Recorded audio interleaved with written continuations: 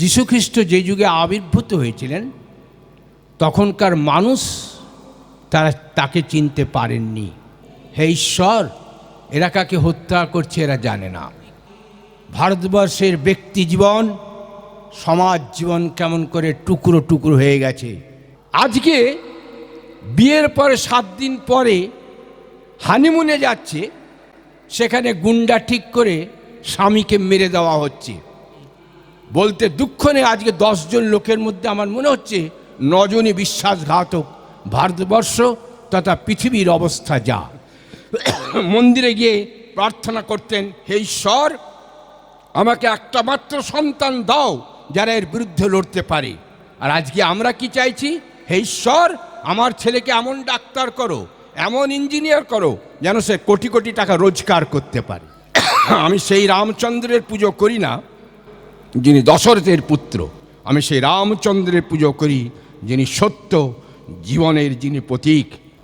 তাহলে মাতৃভক্তি অটুট যত, সেই ছেলে হয় কীর্তি তত।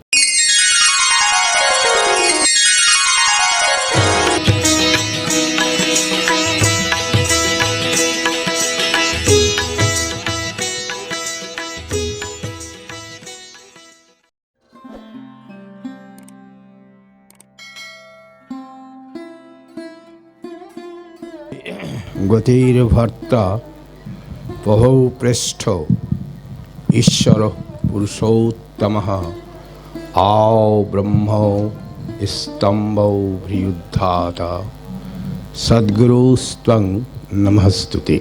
বিষয়টা হচ্ছে যে আমরা এখানে আমাদের জীবনের এই সংসার জীবনে চলতে চলতে আমরা অনেক সময় হাঁপিয়ে পড়ি। সংসার জীবনটা আমাদের কাছে দুঃসহ হয়ে যায়। তাই এই মনে হয় এই সংসার জীবনে বোধহয় ভালোবাসা বলে কিছু নেই। ঠিক এই সময়টাতে একজন মহাপুরুষ আসেন, যাকে সময়ের কালের পরিস্থিতিতে পরিবেশে আমরা সেই সমস্ত মানুষকে চিনতে পারি না। যেমন যীশুখ্রিস্টের জীবন নিয়ে যদি দেখেন, যীশুখ্রিস্ট যে যুগে আবির্ভূত হয়েছিলেন তখনকার মানুষ তাকে চিনতে পারেননি। তাই তারা তাকে ক্রুশবিদ্ধ করে তাকে হত্যা করেছিলেন।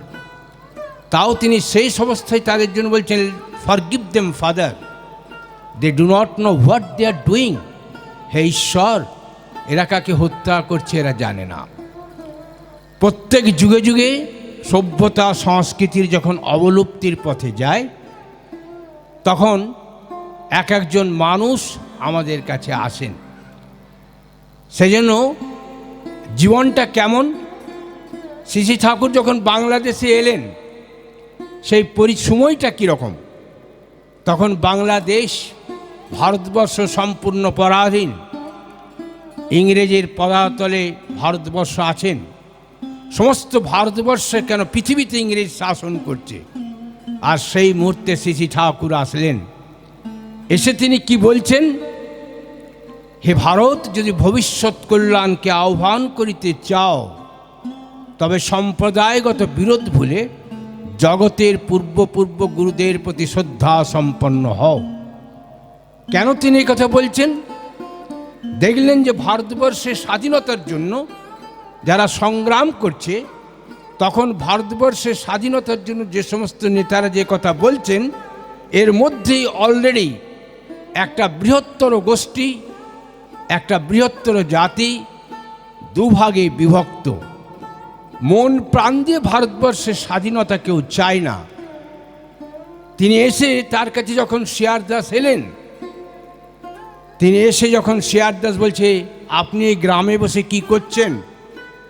তিনি বলছেন, মানুষ তৈরি করার যে কারখানাটা নষ্ট হয়ে গেছে, সেই কারখানাটাকে আমি তৈরি করতে এসেছি।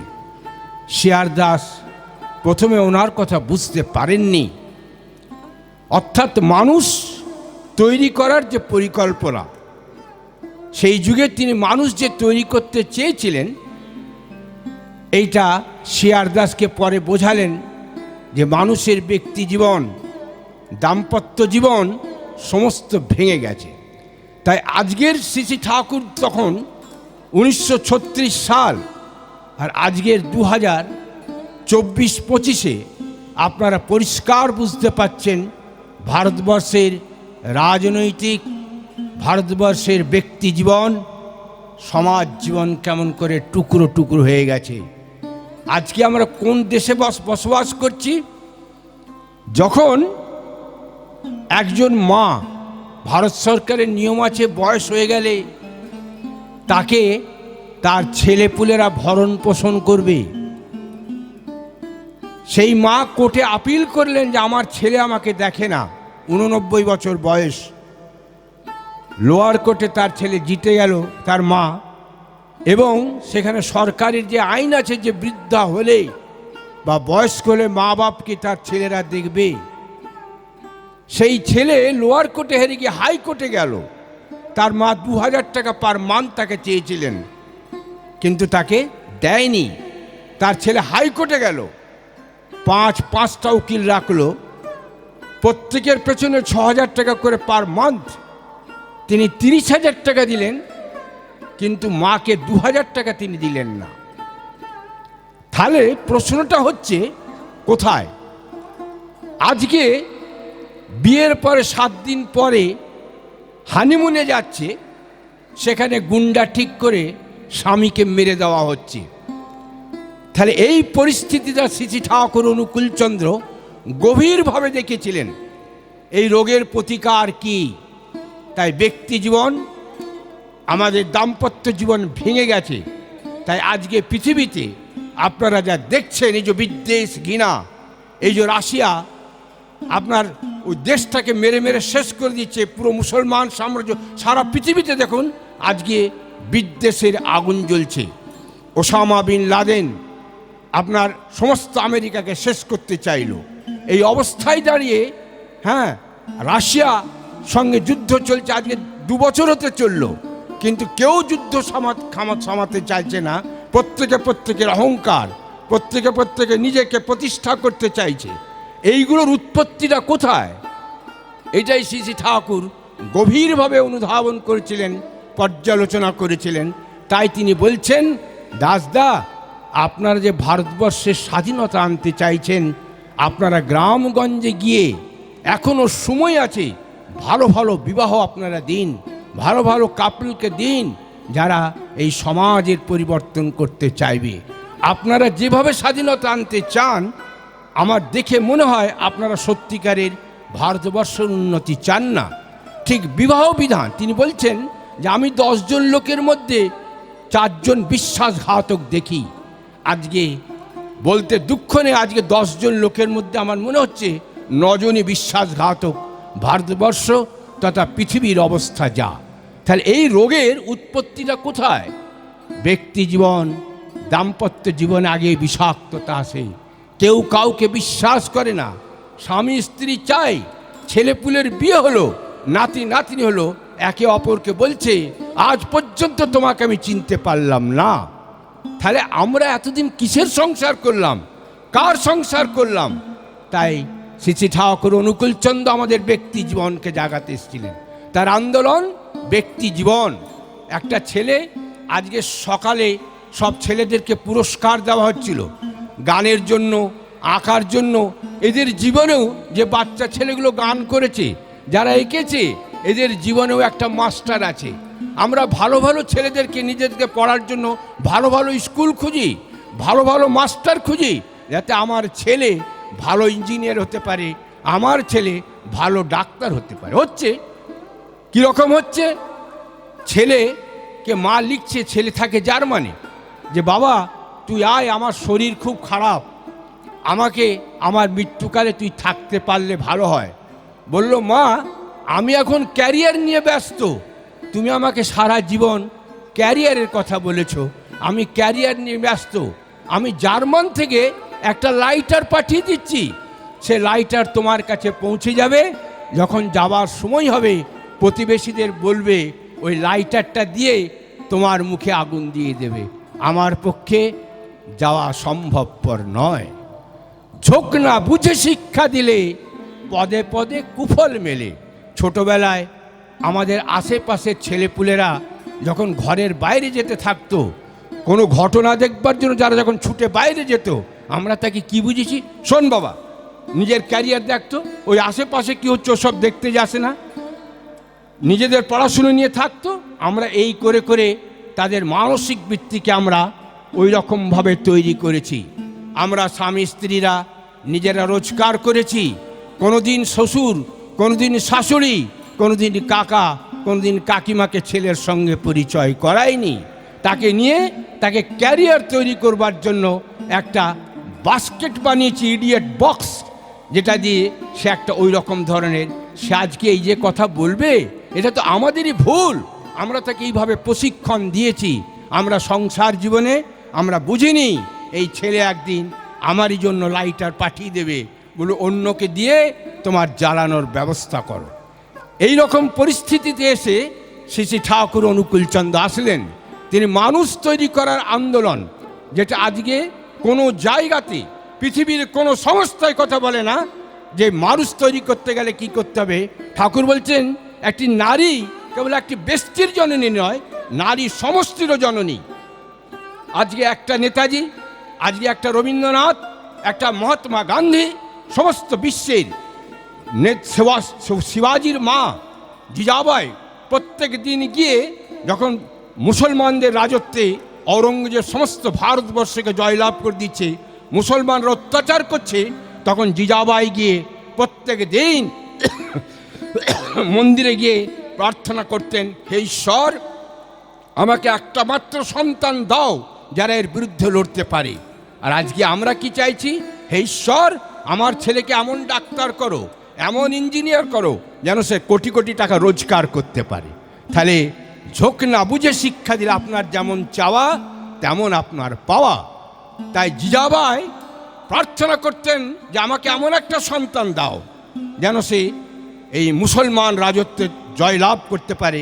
আর সে মুসলমান রাজত্বে জয়লাভ করলো। তার মায়ের প্রচণ্ড চাহিদা, তাই মায়ের মানসিক অবস্থার উপরে, মায়ের মানসিক চিন্তাধারার উপরেই আজকে সন্তান সন্ততি জন্মগ্রহণ করে। আজকে বিশ্ব অনেক দূর এগিয়েছে এই বিষয় নিয়ে। ঠাকুর বলছেন মানুষ কুকুরের ওপর, মানুষ গরুর ওপর এত রিসার্চ করে, মানুষ মানুষের জীবনের জন্য এত রিসার্চ করে না কেন? তাহলে বিষয়টা হচ্ছে যে আজকে আমরা যে জায়গায় দাঁড়িয়েছি, আজকে কেন আমরা সকাল থেকে, বিশেষ করে বলবো না আপনারা যে পশ্চিমবঙ্গে থাকেন, আমরা দেশ উদ্ধারের জন্য চললাম। আমার বাড়ির পরিস্থিতিটা দেখেছি। আজকে যখন মা বাবার ডিভোর্স হচ্ছে, ছেলে তাকাচ্ছে আমি কোন দিকে যাব, মায়ের দিকে যাব না বাবার দিকে যাব। সেই ছেলেটা যখন মায়েরও ভালোবাসা পায় না, বাবারও ভালোবাসা পায় না, তখন সেই ছেলেটা যাবে কোথায়, সে কি করবে? ঠিক এই জায়গাটিতে এসে আমাদের পরিবার জীবন আজকে টুকরো টুকরো হয়ে যাচ্ছে। সে ভালোবাসা চায়, আর এই ভালোবাসাটা মায়ের জীবন থেকে নিংড়ে নিংড়ে আসে। তাই একটি ব্যষ্টি বলছেন মা কেবল একটা ব্যক্তির জননী নয়, একটা সমষ্টির জননী। মহাত্মা গান্ধী যখন বিদেশে পড়তে যাচ্ছেন, তার মা তাকে বলছেন যে তুই আমাকে দুটো কথা দে, যে ওখানকার মেয়েকে বিয়ে করবি না আর মদ খাবি না। মহাত্মা গান্ধী লিখছেন, I worship that Rama not as the king of son of Dasharatha. I worship Rama that is the spiritual life of the every individual. আমি সেই রামচন্দ্রের পুজো করি না যিনি দশরথের পুত্র, আমি সেই রামচন্দ্রের পুজো করি যিনি সত্য জীবনের যিনি প্রতীক। তাই মহাত্মা গান্ধী নিজের জীবন লিখতে গিয়ে লিখছেন, আমি জীবনে যতবার মদ খেতে গেছি গ্লাসের মধ্যে মায়ের সেই ফটোকে দেখতে পেয়েছি, আমি তাই কোনোদিন মদ গ্রহণ করতে আমি পারিনি। তাহলে মাতৃভক্তি অটুট যত, সেই ছেলে হয় কীতি তত। মায়ের ওই টান, মায়ের ওই নিষ্ঠা, মায়ের ওই আনুগত্য, মায়ের ওই কীতি সম্বেগ। আজকে প্রত্যেকটা নিজেদের আত্মীয় স্বজন নিজেদের বাড়ির দিকে তাকিয়ে দেখুন আমার ছেলেগুলো খারাপ হয়ে যাচ্ছে, বিপদে চলে গেছে। ওই ছেলেগুলো কি কোনো গাছের ফল? ওরাও তো একটা মা বাবাকে আশ্রয় করেই এসেছে। তাহলে আজকে সমাজের এই বিধ্বংসী যে রূপ, এর জন্য শ্রী শ্রী ঠাকুর অনুকূলচন্দ্রের মধ্যে প্রথম পুরুষোত্তম, চিৎকার করে আমি বলতে পারি, যিনি নারীর নীতি এবং নারীর পথে দিলেন। আজ পর্যন্ত রাম, কৃষ্ণ, বুদ্ধ, যীশু, মোহাম্মদ, চৈতন্য, অবতার বরিষ্ঠ রামকৃষ্ণদেব কেউ কিন্তু বিবাহের কথা বলেননি। ঠাকুর অনুকূলচন্দ্র বিবাহের কথা বলে গেলেন।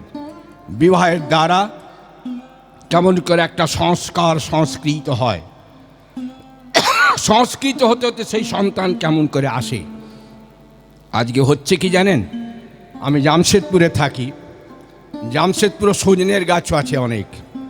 আজকে জামশেদপুরের মাটিতে গিয়ে বেনারসের ল্যাংড়ার বীজ যদি আমি লাগাই, বেনারসের ল্যাংড়ার আম কি আর হবে? তাই সেই মাটিটাকে বেনারসের মাটির মতন মাটি বানাতে হবে, তার এনভায়রনমেন্টকে বেনারসের মতন করতে হবে, তবে গিয়েই সেই মাটিতে আম হতে পারে। জামশেদপুরের মাটিতে সজনের ডাঁটা আর নিম গাছই হবে, আম হবে না। তাই দার্জিলিংয়ের কমলালেবুর বীজ জামশেদপুরে নিয়ে গেলে হবে না, কারণ ওখানকার মাটি লোহা, কয়লা, যত ইউরেনিয়াম টিউরেনিয়াম এইসবই পাওয়া যায়। তাই মা মানে পরিমাপিত করে দেন যিনি। ঠাকুর অনুকূলচন্দ্রের এসে একটা মেয়ের জীবন কেমন হবে, তার চলন কেমন হবে, তার শিক্ষা কেমন হবে, কোন পরিবেশে সে কেমন করে চলবে, এই ভাবটা শ্রী শ্রী ঠাকুর মায়েদের মধ্যে জাগাতে চেয়েছিলেন।